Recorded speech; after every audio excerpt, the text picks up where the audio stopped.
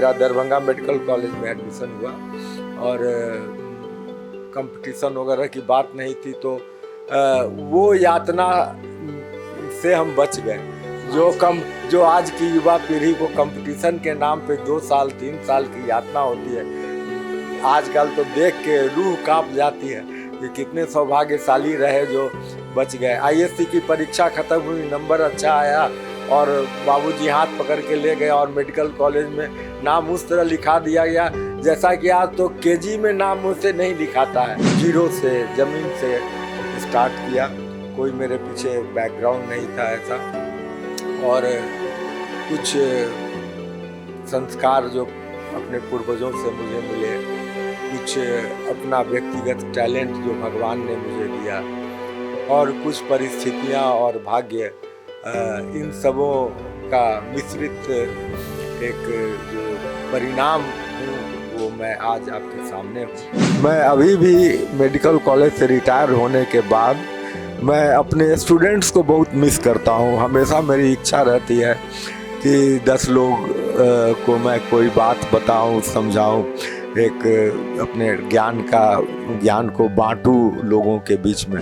नियमित जीवन शैली, आपको एक निश्चित समय पर उठना, निश्चित समय पर नाश्ता करना, निश्चित समय पर सोना, कामकाज का भी एक निश्चित रूटीन से होना, ये एक इम्पॉर्टेंट एस्पेक्ट है जिससे कि आपके शरीर का जो अंदर का मैकेनिज्म है वो कंफ्यूज नहीं होता है। संगीत से बड़ा कोई आध्यात्म का माध्यम नहीं है मेरी समझ में। आपको अपने मन को अगर शांति देनी है तो आप पूजा पाठ करते हैं, कीर्तन भजन करते हैं, बल्कि हमारे यहाँ तो जो संगीत प्रारंभ हुआ वो भजन के रूप में ही हुआ।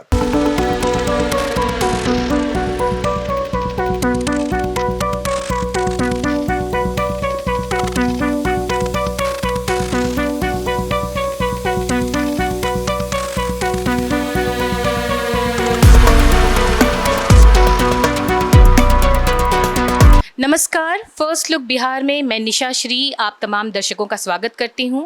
ये चैनल जिस पे हम दिखाते हैं आपको खबरें जो जानना है ज़रूरी। और आज हम जिस शख्सियत से आपको मिलवाने जा रहे हैं वो हमारे शहर के जाने माने सर्जन हैं और वो SKMCH में HOD भी रह चुके हैं, और अपने अभी सेवानिवृत्ति के बाद भी जो हमारे शहर का एक मशहूर बथुआ नर्सिंग होम है उसका संचालन भी कर रहे हैं। और जैसा कि हमने देखा है फुटेज में कि किस तरह से जो गांव देहात से आए हुए जो पेशेंट हैं उनको वो बिल्कुल उनकी भाषा में बिल्कुल सहज रूप से उनकी जाँच करते हैं और इस तरह से वो अपनी चिकित्सा सेवा यहाँ प्रदान कर रहे हैं। इनकी वाइफ के साथ जो डॉक्टर विजया भारद्वाज जो स्वर्गीय हो चुकी हैं, अब उनके साथ उन्होंने यह नर्सिंग होम शुरू किया। अब वो इस दुनिया में नहीं हैं क्योंकि कोरोना के दौरान अपनी सेवा देते हुए वो स्वर्गवासी हो गई, लेकिन फिर भी उनकी जो चर्चा है, उनकी सेवा की जो चर्चा है वो हमारे शहर में आज भी लोग याद करते हैं। डॉक्टर विजया भारद्वाज तो आज हमारे सामने नहीं हैं, लेकिन हम डॉक्टर HN भारद्वाज का इंटरव्यू करने जा रहे हैं और इनसे हम इनके पूरे स्ट्रगल की स्टोरी जानेंगे कि किस तरह से उन्होंने इसकी शुरुआत की, पढ़ाई की और आज इस मुकाम तक पहुँचे हैं। डॉक्टर HN भारद्वाज, आपका बहुत-बहुत नमस्कार जी। और सबसे पहले सर हम आपसे यही जानना चाहेंगे कि एक डॉक्टर क्या लाइफ देख करके, एक बड़ा सा नर्सिंग होम देख करके लोगों को लगता है कि क्या ग्लैमर है, कितना पैसा है, और अगर कोई भी एक चूक हो जाए तो लोग डॉक्टर के ऊपर हावी हो जाते हैं। कुछ अच्छा हो गया तो ठीक है, ये तो उनका कर्तव्य है, लेकिन एक स्ट्रगल होती है किसी भी मुकाम पर पहुंचने के लिए। तो हम आपसे आप शुरुआती दिनों से जानना चाहेंगे। बिल्कुल आप जितनी शुरुआत से बता सके वो हमें बताइए कि कैसे शुरू हुई ये चिकित्सा की जर्नी। स्ट्रगल या संघर्ष तो हर विधा में है और हमारा चिकित्सा शास्त्र भी इससे अलग नहीं है।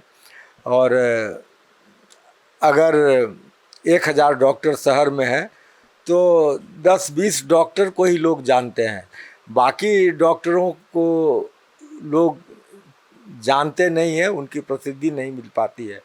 तो इसके पीछे कुछ लगन, कुछ भगवान का दिया हुआ टैलेंट, कुछ परिस्थितियाँ, कुछ भाग्य, सब फैक्टर होते हैं। ये हर लाइन के लिए सही है, वो कला हो या चिकित्सा हो या स्पोर्ट्स हो, ये हर फील्ड में ऐसा होता है।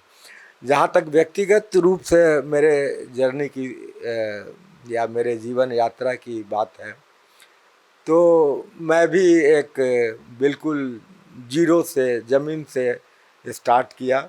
कोई मेरे पीछे बैकग्राउंड नहीं था ऐसा, और कुछ संस्कार जो अपने पूर्वजों से मुझे मिले, कुछ अपना व्यक्तिगत टैलेंट जो भगवान ने मुझे दिया, और कुछ परिस्थितियां और भाग्य, इन सबों का मिश्रित एक जो परिणाम हूँ, वो मैं आज आपके सामने हूँ।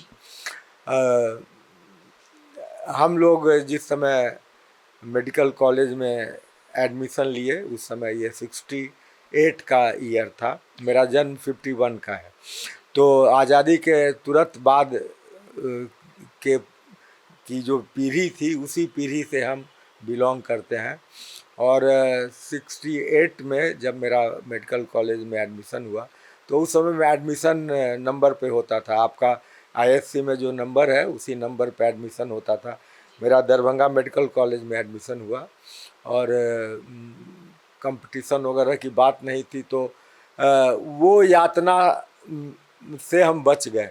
जो आज की युवा पीढ़ी को कंपटीशन के नाम पे 2 साल 3 साल की यातना होती है, आजकल तो देख के रूह कांप जाती है कि कितने सौभाग्यशाली रहे जो बच गए। आईएससी की परीक्षा खत्म हुई, नंबर अच्छा आया, और बाबूजी हाथ पकड़ के ले गए, और मेडिकल कॉलेज में नाम उस तरह लिखा दिया गया जैसा कि आज तो केजी में नाम मुझसे नहीं लिखाता है, उसमें भी माता पिता का इंटरव्यू लोग लेते हैं। तो हम लोग का तो वो प्रारंभिक दौर तो बहुत ही आसान था। मेडिकल कॉलेज में, दरभंगा मेडिकल कॉलेज सरकारी मेडिकल कॉलेज था। उस समय पूरे बिहार में 2 ही मेडिकल कॉलेज थे, एक पटना और एक दरभंगा। एक रांची में था जो अब झारखंड में चला गया। तो कॉलेज में नाम मात्र की फ़ी लगती थी, शायद साल का 7-8 रुपया लगता था, जो आजकल के भी अगर समय में उसको जोड़ें तो 10,000 के आसपास वो ऐसा आएगा। तो free, almost we got medical education free. और उस समय एक अच्छी बात थी, जो गंगा नदी पे पुल पटना में नहीं बना हुआ था, तो नहीं, स्टीमर था। हाँ, ये रेलवे की स्टीमर हुआ करती थी। एक बच्चू बाबू होते थे, बच्चू बाबू का स्टीमर होता था। तो हम दूसरे संदर्भ में ये बात कह रहे थे कि उस कारण से क्या होता था कि उत्तर बिहार के मरीजों को दक्षिण बिहार जाना बड़ा मुश्किल होता था। वो जहाज़ की यात्रा में ट्रेन से आइए, फिर जहाज़ घाट पर जाने के लिए बालू होके गुजरना पड़ता था, जिसमें उस साइड में, पटना साइड में तो सीढ़ी थी, लेकिन पहलेजा साइड में सीढ़ी नहीं थी, तो बालू पर चलना बड़ा पैदल कठिन होता था। तो ये इसके इसके ना, हम दूसरे संदर्भ में कह रहे हैं ये भूमिका। तो उसके कारण ये होता था कि दरभंगा मेडिकल कॉलेज में मरीजों की भीड़ रहती थी। इतनी ज़्यादा संख्या में मरीज वहाँ होते थे कि हम लोग देख नहीं पाते थे प्रैक्टिकली, और इस कारण से हम लोगों को जो एक्सपीरियंस हुआ वो एक्स्ट्रा ऑर्डिनरी था। शायद वैसा एक्सपीरियंस इंडिया के किसी मेडिकल कॉलेज में उस समय में, क्लिनिकल मटेरियल जो हम लोग को अवेलेबल होता था उस समय में, उत्तर बिहार ही नहीं, नेपाल में भी कोई मेडिकल कॉलेज नहीं था। और नेपाल के सारे मरीज जो सीमावर्ती क्षेत्र के थे, खास करके बिहार से जो लगी हुई नेपाल की सीमा है, तो वो सारे के सारे दरभंगा मेडिकल कॉलेज आते थे। तो हम लोगों को एक बहुत रिच ट्रेनिंग का ये लाभ मिला, और फिर दरभंगा मेडिकल कॉलेज से वो पास कर गए तो नंबर पर एमएस में एडमिशन होता था। अब तो पोस्ट ग्रेजुएट में एडमिशन के लिए भी कितनी कंपटीशन देना पड़ता है, हम लोग उससे भी बच गए, और ये एमएस में एडमिशन दरभंगा ही में हो गया। तो जनरल सर्जरी में वहाँ से मैंने पढ़ाई पूरी की, 78 में वो ख़त्म हुई। 1982 से आप SKMCH में अपनी सेवा दे रहे हैं। आपने जितनी सहजता से अपने शैक्षणिक जीवन के बारे में कह दिया, लेकिन हम ये भी सच्चाई जानते हैं कि बिहार को शिक्षा के रूप में काफ़ी हद तक पिछड़ा माना जाता था, और उस समय आप जैसे युवाओं ने शिक्षा के क्षेत्र में अपने आप को आगे बढ़ाया और चिकित्सा सेवा को चुन करके बिहार में ही अपनी सेवा प्रदान करने का फैसला लिया। ये उत्तर बिहार के लिए एक वरदान से कम नहीं है। इसके अलावा मैं जानना चाहूँगी कि जब आप यहाँ पर मुजफ्फरपुर में SKMCH में आए, तो फिर वहाँ से लेकर के ये बथुआ नर्सिंग होम तक की जो आपकी जर्नी है, और मैडम से, डॉक्टर विजया भारद्वाज से के साथ जब आपकी शादी हुई होगी, वो जर्नी आपने कैसे शुरू की? तो ये तो बैक गियर में फिर जाना पड़ेगा, इसलिए कि विजया से मेरी शादी 77 में हुई।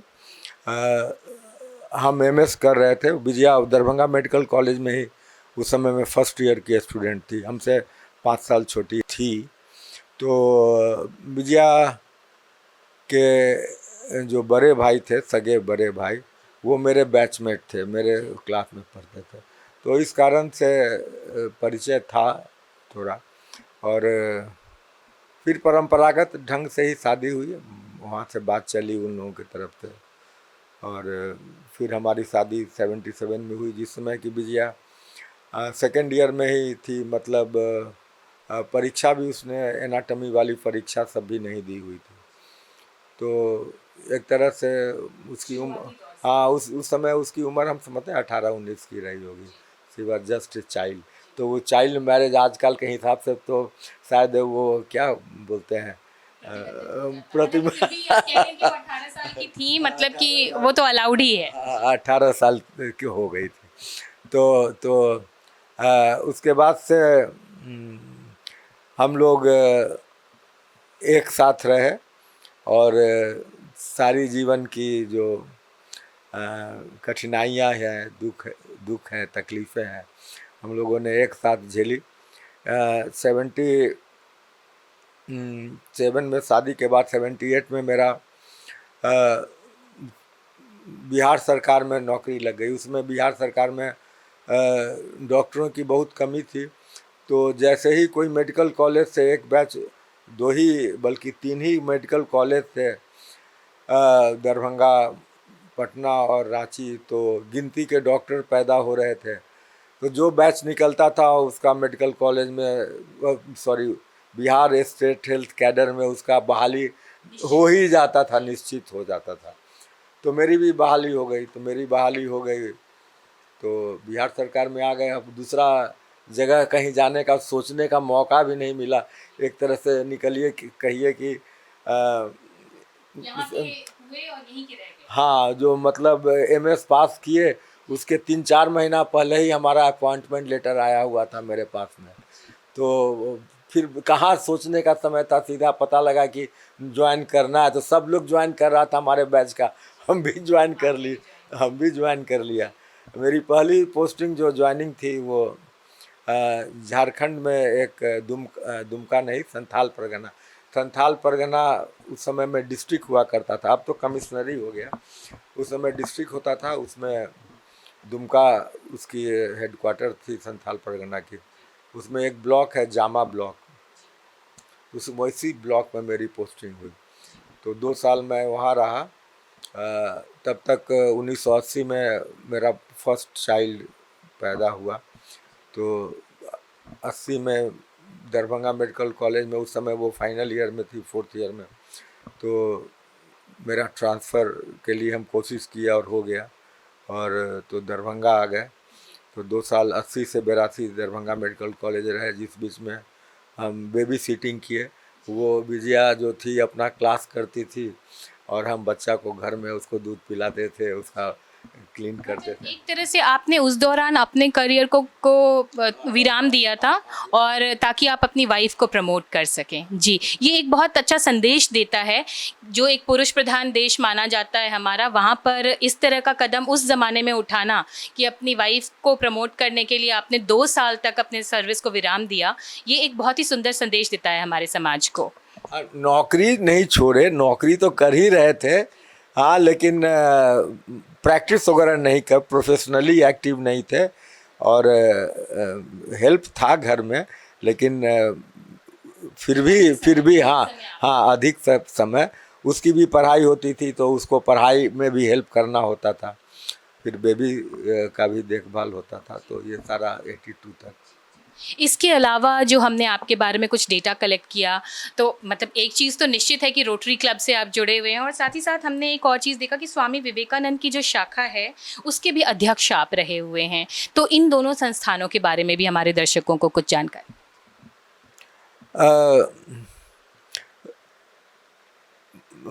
यहाँ भारत में और बिहार में बहुत सारी स्वयंसेवी संस्थाएं हैं जो समाज सेवा का काम करती हैं। रोटरी उनमें एक है। रोटरी का फोकस वर्ल्ड वाइड होता है। रोटरी संस्था जो है वो अमेरिका से निकली, वो अभी भी उसका हेडक्वार्टर शिकागो में है, और उसमें दुनिया के करीब 200 देशों में उसकी शाखाएं हैं, और मुजफ्फरपुर में भी है। मुजफ्फरपुर के भी रोटरी शाखा के हम अध्यक्ष रहे हुए हैं, अभी भी रीजनल डायरेक्टर हमें अभी रोटरी के हैं। तो रोटरी में भी समाज से जुड़े हुए सेवा के जो विभिन्न प्रकल्प हैं, बहुत सारी विधाएं हैं।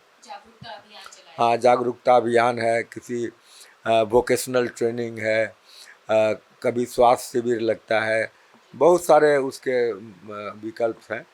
तो उनमें मैं बराबर सक्रिय रहता हूँ, भाग लेता हूँ। और स्वामी विवेकानंद शाखा भारतवर्ष की ये एक स्वयंसेवी संस्था है। इसके विदेशों में कोई संस्थान नहीं है। इस स्वयंसेवी संस्था में पिछले सत्र तक, माने 1 महीना पहले तक मैं अध्यक्ष था। अभी मैं इसका राष्ट्रीय समिति का सदस्य हूँ।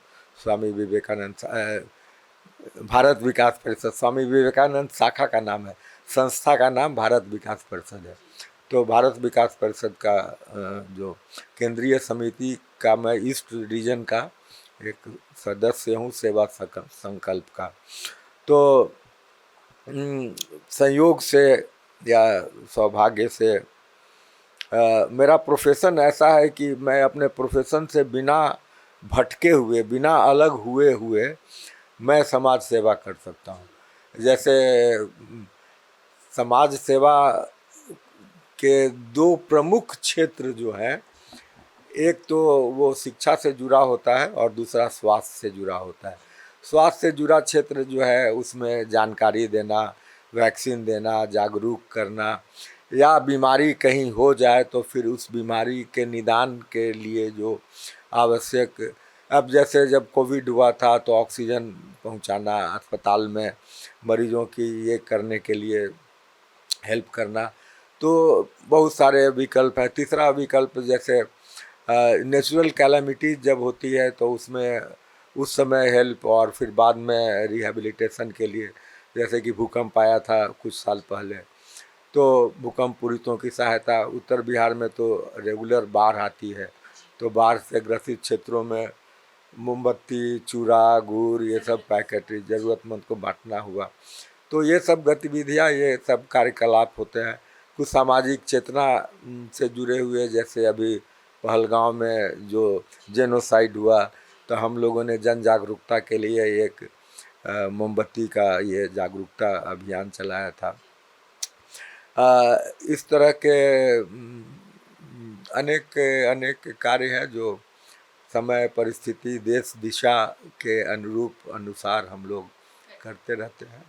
इसके अलावा डॉक्टर, हमने आपके बारे में एक और जो देखा, पता किया कि आप गीत गुनगुनाने के भी शौकीन हैं। आपने कुछ दिनों पहले मुकेश कुमार या मोहम्मद रफ़ी के ट्रिब्यूट में आपने कुछ एक संगीत संध्या में अपनी प्रस्तुति भी दी थी।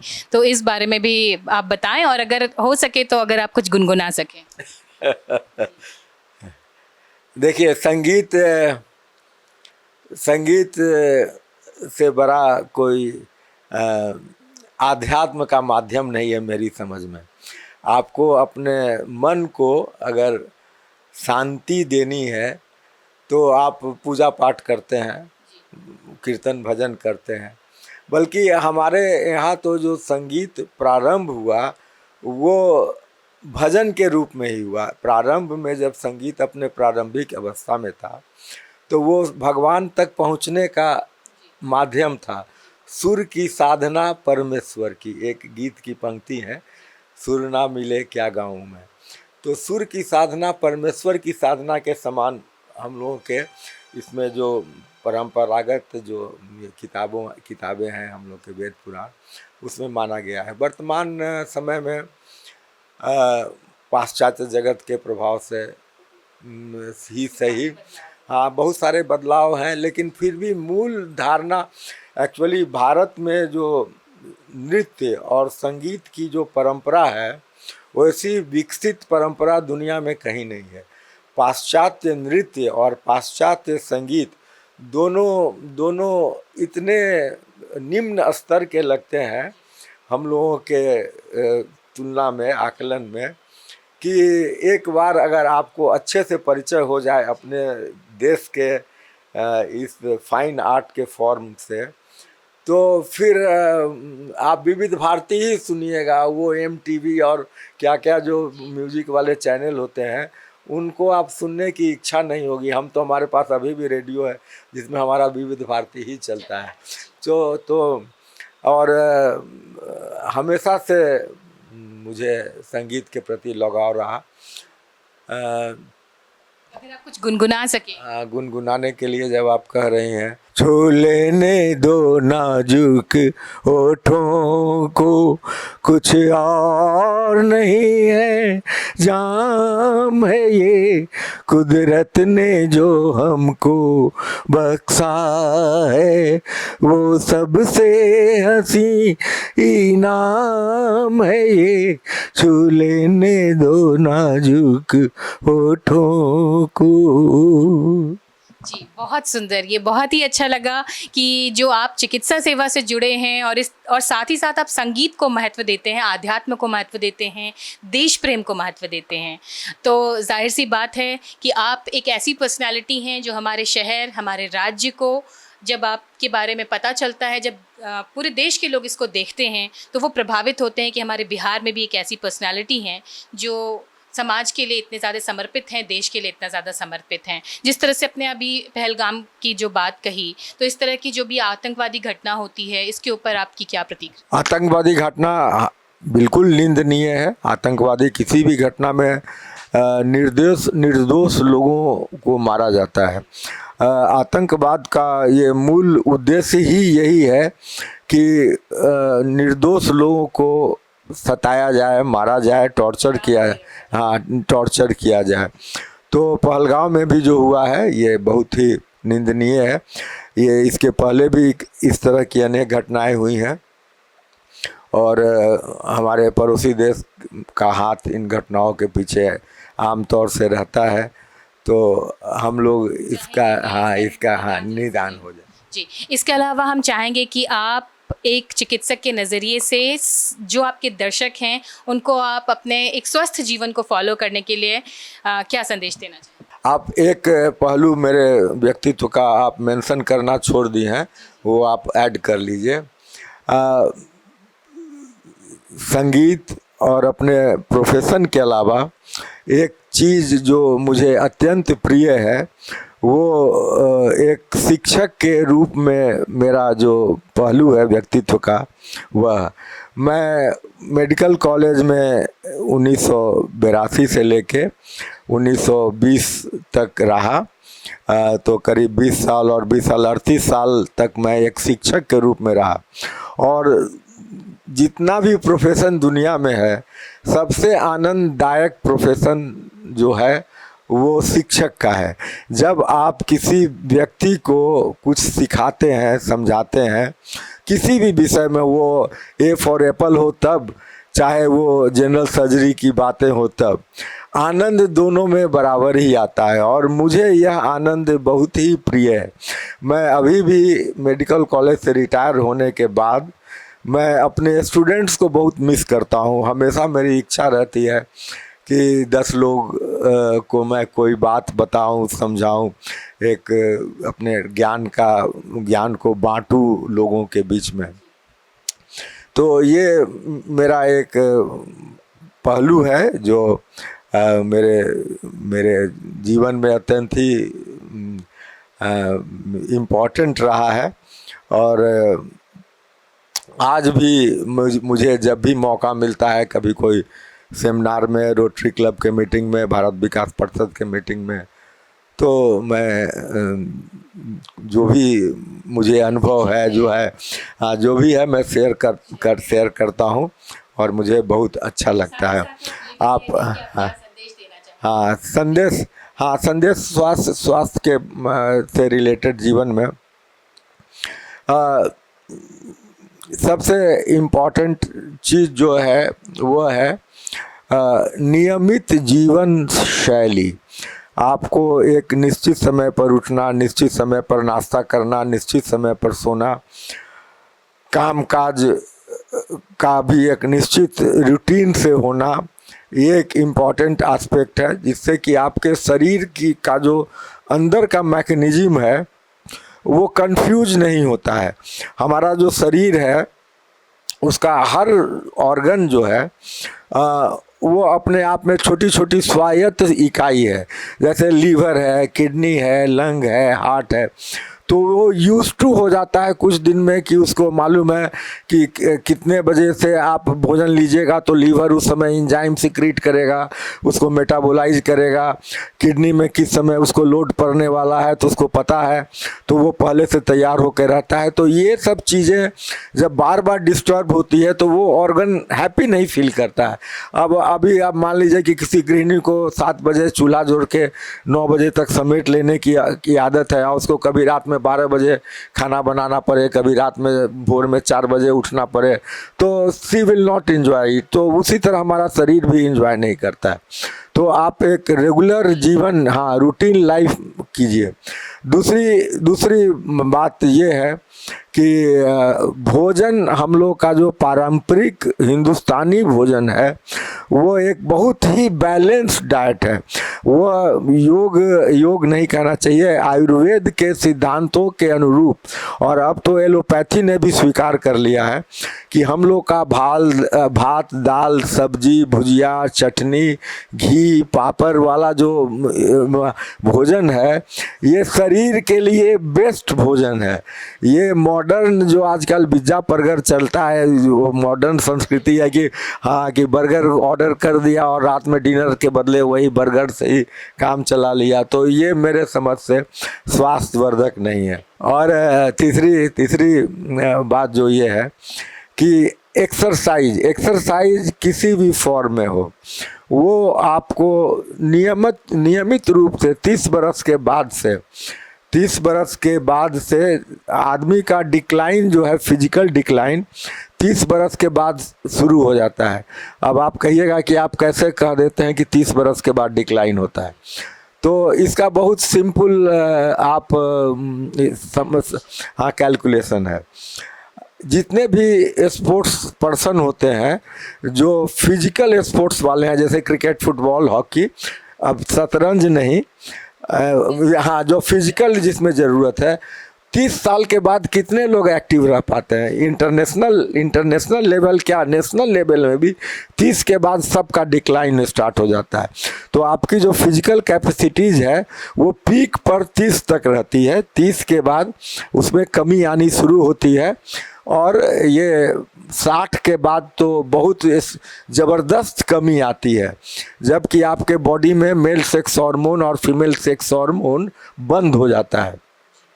ये जो राइज होता है बॉडी में, जिसको युवा अवस्था कहते हैं, वह हार्मोन के कारण होता है। यह 15-16 से स्टार्ट होता है, जब फीमेल में एस्ट्रोजन, प्रोजेस्टेरोन और मेल्स में टेस्टोस्टेरोन का सिक्रेशन ज़्यादा होता है। जब ये बिल्कुल बंद होने के कगार पर, बिल्कुल मतलब मेंटेनेंस लेवल पर ज़रा सा रह जाता है, तो 60 बरस के करीब आदमी पहुंच जाता है।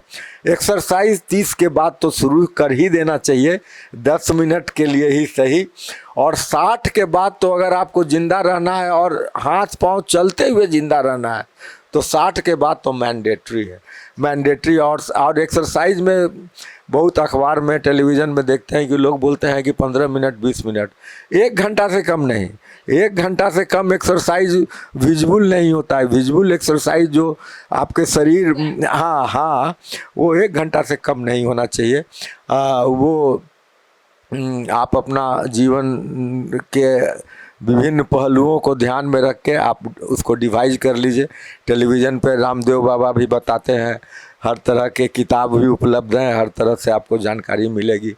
तो जिम भी जाके कर सकते हैं और अपने किसी भी तरह से, हाँ हाँ। तो ये आपको ये करना है।